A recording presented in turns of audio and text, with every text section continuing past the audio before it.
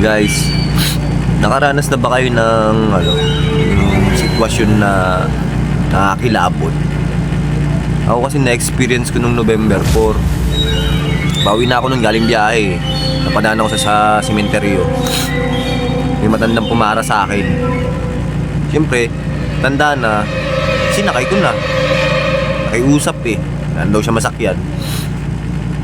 Binilisan ko na para makauwi na. Mamadali na ako. Yung pakiramdam ko bang parang akong natatakot, yung kinikilabutan. Binilis-bilisan ko.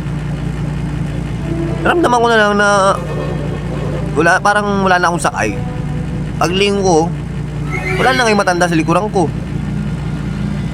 Lalo nagtaasan yung balahibo ko. Tapos kahapon, ganun na naman ulit.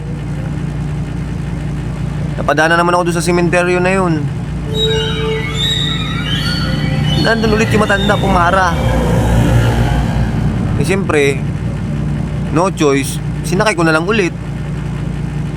Siyempre, natatakot na ako. Binilisan ko na lang yung pagpapatakbo para matapos na. Para sabi ko, kung mawala man to,